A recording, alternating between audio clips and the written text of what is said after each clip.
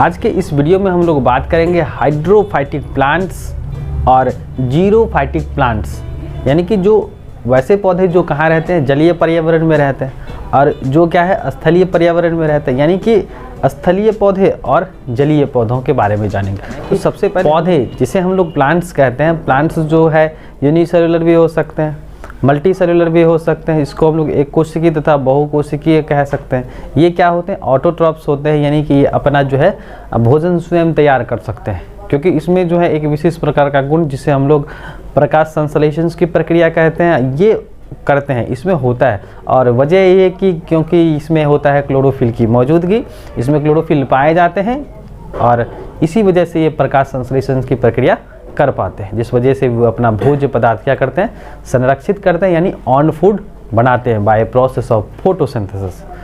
तो इस वीडियो में हम लोग बात करेंगे जो आपके क्या है मरुभूमि पौधे हैं, यानी कि जीरोफाइटिक प्लांट्स है, इनके क्या क्या अनुकूलन है। तो अगर हम लोग अनुकूलन देखें ना, अनुकूलन किसको हम लोग बोलते हैं, एडाप्टेशंस।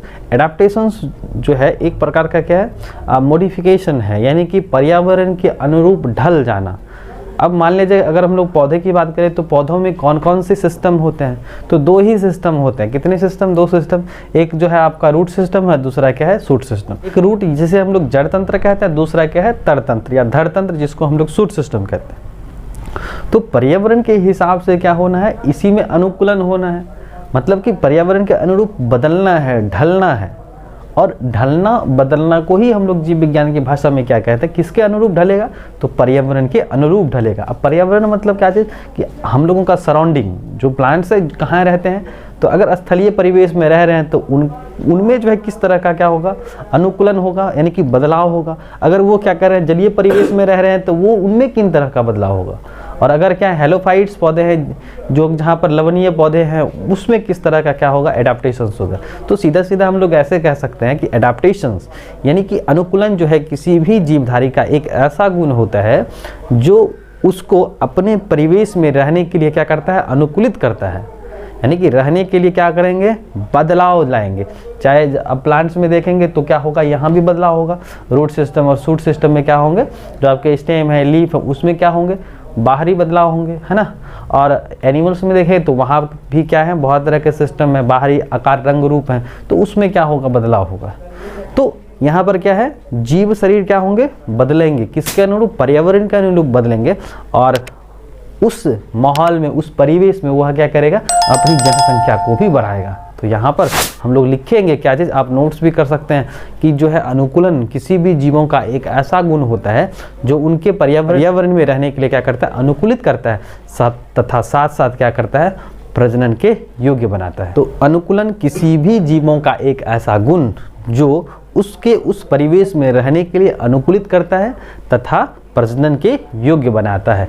तो यही जो गुण है, यही जो बदलाव है, ये जो एट्रीब्यूट है ना, प्रॉपर्टीज है बदलने का सराउंडिंग के अनुसार, इसी को हम लोग क्या कहते हैं, अनुकूलन कहते हैं, एडाप्टेशंस कहते हैं। अगर हम लोग बात करें एडाप्टेशन यानी जीरोफाइटिक प्लांट्स, जिसे हम लोग क्या कहते हैं, मरुस्थलीय पौधा कहते हैं। क्या कहते हैं, मरुस्थलीय पौधा कहते हैं, जिसे हम लोग क्या कहेंगे, मरुस्थलीय पौधा कहेंगे। तो इसमें कौन कौन से मॉडिफिकेशंस होंगे, अनुकूलन होंगे।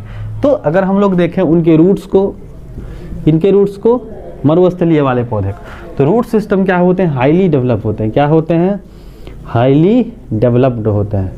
हम लोग लिखेंगे क्या चीज़, हिंदी में आप नोट्स भी कर सकते हैं कि मरुस्थलीय पौधों की जो जड़ें होती हैं वह अधिक विकसित होती हैं, ठीक है।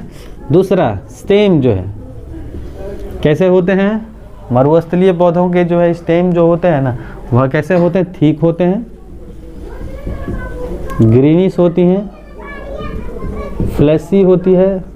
स्टेम सिस्टम यानी कि जो आपका शूट सिस्टम जो है, तना तंत्र जो है, वो कैसे हैं, मोटे हैं, ठीक वाले हैं, ग्रीनिश लिए हुए हैं, और ताकि जो है क्या करे, प्रकाश संश्लेषण की प्रक्रिया कर सके। क्यों, क्योंकि जो उनके जो लीफ सिस्टम है ना, क्या है, लीफ सिस्टम जो है, और हम लोग जानते हैं कि पत्तियां जो है तने एवं शाखाओं पर लगती हैं, है ना, तने एवं शाखाओं पर लगती है।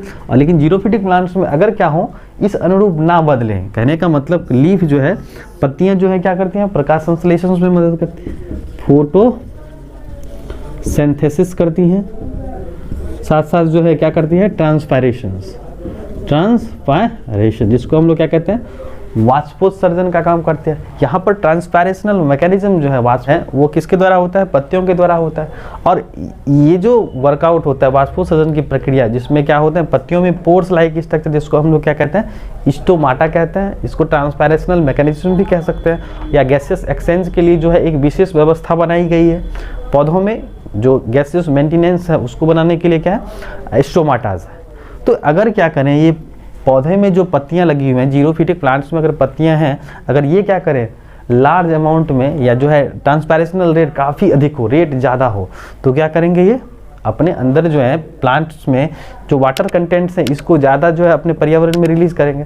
तो क्या होगा, उसके पास तो क्या है, पानी की जो है कम मात्रा है ना, वहाँ पर पानी कम है, तो क्या करेंगे, ये अगर ज़्यादा ट्रांसपैरेशन करेंगे, वाष्पोत्सर्जन करेंगे, तो इसके पास क्या होगी, पानी की स्कार्सिटी होगी यहाँ, क्योंकि यहाँ ये जीरोफिटिक नेचर्स में रह रहे हैं, सर्वाइव कर रहे हैं। तो अगर ये क्या करेंगे, लार्ज अमाउंट में क्या करें, वाष्पोत्सर्जन की प्रक्रिया करे, तो क्या होगा, पौधे जो हैं उनको पानी की स्कार्सिटी होगी ना, जल, तो इसी को मेंटेनेंस करने के लिए जो है ना, इनके लीफ सिस्टम क्या हो जाते हैं, रिड्यूस कर जाते हैं। क्या कर जाते हैं, रिड्यूस, यानी कि रिड्यूस, रूपांतरित कर जाएंगे। In case of xerophytic plants the leaf are modified into spine, यानी कि यह रिड्यूस करके क्या बना लेता है, स्पाइन बना लेता है, जिसको हम लोग क्या कहते हैं, कांटे नुमा संरचना।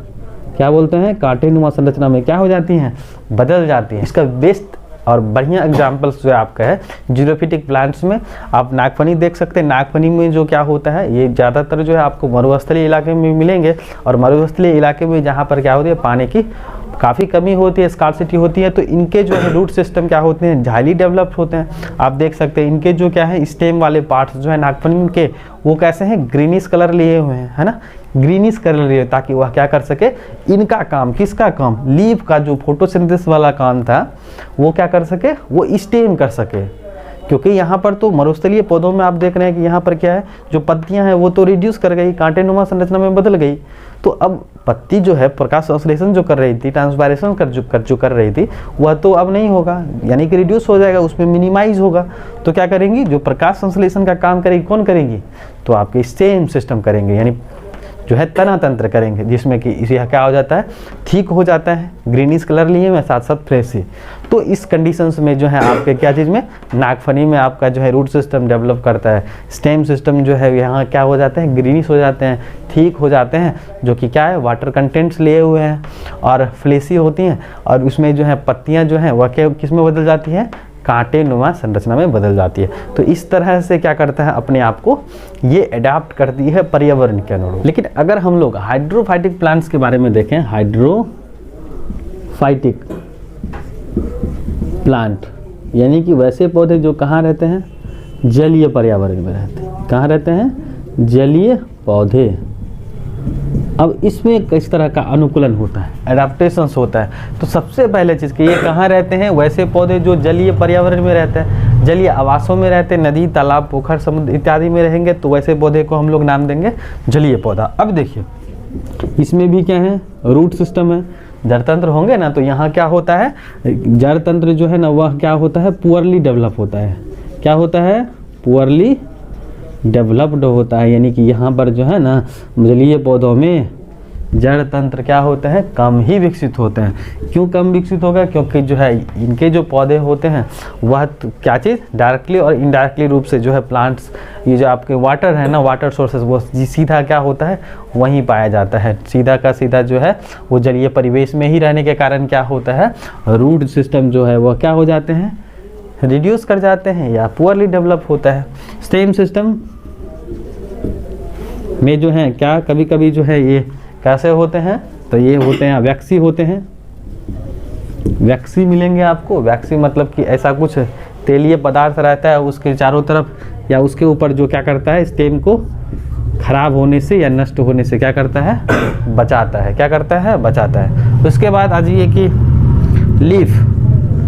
लीफ जो है ये भी क्या है, पूरा वैक्सी लेयर्स लिए हुए हैं। और लीफ जो होती हैं किस पर होती है, तो पेटियोल पर होती है। किस पर होती है, पेटियोल पर होती है, जिसको हम लोग क्या कहते हैं, पर्णवृंत कहते हैं। क्या कहते हैं, पर्णवृंत कहते हैं। तो पर्णवृंत जो है यहाँ पर क्या, एयर सैक, जिसको हम लोग क्या कहते हैं, एयर ब्लैडर कहते हैं। क्या कहते हैं, इस कंडीशंस में पत्तियां जो पेटियोल लगी हुई हैं वह कैसी हैं, स्वलन है। कैसी हैं, स्वलन है, यानी कि फूली हुई है। इसमें क्या है, एयर्स भरे हुए हैं। क्या लगे हुए हैं, एयर्स भरे हुए हैं। तो यहाँ पर आप कह सकते हैं, जैसे कि अगर एक्वेटिक प्लांट्स का जो है कॉमन एग्जांपल्स लिया जाए, वाटर हेसिंथस जिसको हम लोग क्या कहते हैं, आइकॉर्निया या जलकुंभी भी कहते हैं। इसमें देखिए रूट सिस्टम जो है क्या है, पुअरली डेवलप है। इसमें जो आपका क्या है, पेटियोल वाला पोर्शन है जिस पर पत्तियां लगी हुई हैं वह कैसी हैं, स्वलन है।